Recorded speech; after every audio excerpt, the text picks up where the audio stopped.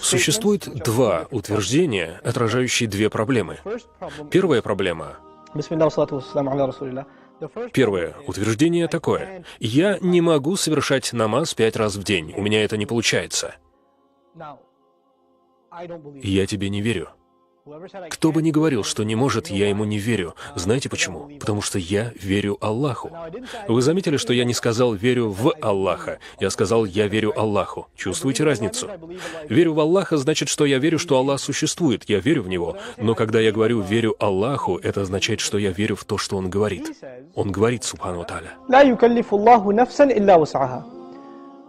Аллах не возлагает ни на одну душу сверх ее возможностей. Вот что сказал Аллах. Он не возлагает на кого-то больше ответственности, чем тот способен вынести. Вот что Аллах сказал. Вы же говорите, что не можете выполнить возложенные на вас Аллахом обязанности, не так ли? Вы говорите, я не могу молиться 5 раз в день, это слишком много. А Аллах говорит, ты можешь. У меня есть выбор, верить тебе или верить Аллаху. И если вы не понимаете этого, может быть, вы лжете самому себе. Возможно, вы убедили себя в том, что не можете читать намаз 5 раз в день из-за своей лени и отсутствия воли. Я не могу осуждать вас, ведь я не знаю, в чем проблема. Возможно, в том, что вы стыдитесь молиться в присутствии немусульман. Знаете, на работе люди обычно устраивают 15-минутные перерывы на перекур. Они отдыхают, общаются с друзьями, а вы не можете читать намаз 5 раз в день, субханаллах. Одно время я работал в Нью-Йорке, где видел, как мусульмане молились везде, где только можно. Прямо посередине 5-й авеню парень читал намаз прямо на краю тротуара, потому что пришло время. Или в университетской библиотеке, открыв дверь в копировальную комнату, вы запросто могли увидеть, как 3 парня читают намаз. Мусульмане будут молиться, если пришло время. Они совершают намаз. Точка. Аллах сказал, ты можешь. Если Аллах возложил на тебя эту обязанность, значит, ты можешь. Осознай это и положись на Аллаха, Он облегчит тебе это. Второй задаваемый вопрос. Есть ли ему до всего этого дела? Волнует ли его, молюсь я или нет? То есть, нужны ли ему мои молитвы или нет? Вы забываете, что намазы не для Аллаха, они для вас, они не для Аллаха. И если все люди мира будут только и делать в жизни, что молиться Аллаху, это не сделает его богаче. Это ничего не добавит его царству, потому что он уже владеет всем сущим. И даже если никто никогда больше не вспомнит об Аллахе, субхану ва тааля, это не уменьшит его владение, его царство, его величие. Мы ему не нужны, это он нам нужен. Чувствуете ли вы, что нужно молиться? Ощущаете ли вы эту потребность в своей жизни? Если это не так, если вы чувствуете, что свободны от того, чтобы просить у Аллаха помощи, от обращения к Аллаху, от исполнения Его заповедей, то у вас серьезные проблемы с верой, она стала слабой. Вы отдалились от Аллаха настолько, что шайтан может прийти к вам и сказать, «Да, я знаю, как плохо ты себя чувствовал из-за того, что не читал намаз. Давай просто избавимся от этих неприятных чувств и заменим их на вопрос, а почему я вообще должен молиться?» Это следующая стадия болезни. Первая стадия — это когда болезнь хотя бы осознавалась, когда вы ощущали дискомфорт, было чувство вины, и это подарок от Аллаха.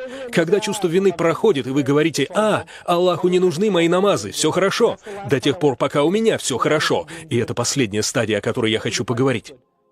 Кто определяет, что такое хорошо? В этом мире существует 2 вида хорошего. Запомните это. 2 вида блага. Есть нравственное. Я хорошо отношусь к соседям, я честен на работе, я обходителен с людьми, не ворую, не обманываю. Это все этика, основы нравственности. Я говорю правду, я честный, я плачу налоги и так далее. Это все порядочность. Я честен в бизнесе.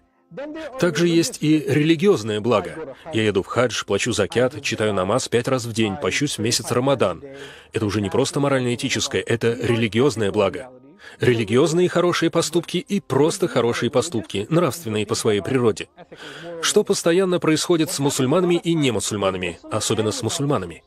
То, что мы разграничиваем эти 2 понятия.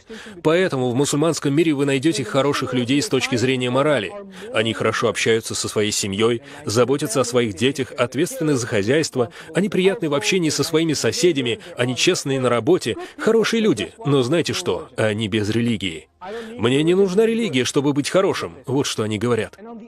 Другая крайность, когда люди молятся, ездят в хадж, платят закят, у них длинные бороды, и одеваются они очень религиозно, но при этом они ужасно относятся к своей семье, обманывают людей по бизнесу, у них глубоко безнравственное и неэтичное поведение.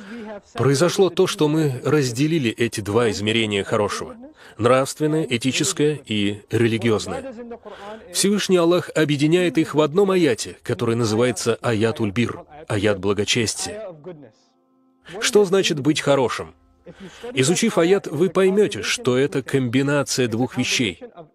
Это сочетание нравственного, выполнение своих обещаний, терпение и толерантность, а также религиозного блага, основанного на намазе, закяте. То есть это сочетание обоих понятий в одном месте. Многие считают, что в состоянии дать определение, что есть добро, но они говорят лишь о нравственных качествах, подрывая тем самым религиозное благо, например, ритуалы, которым научил нас Аллах. Но что Аллах хочет для нас, это объединение двух понятий. Вот тогда человек действительно хорош. Кто-то сам для себя определил, что есть благо, и отверг определение Аллаха. Но мы обращаемся к Аллаху, потому что мы не можем определять что-то для себя. Мы хотим, чтобы Он определил это для нас. Иншаллаху та'аля.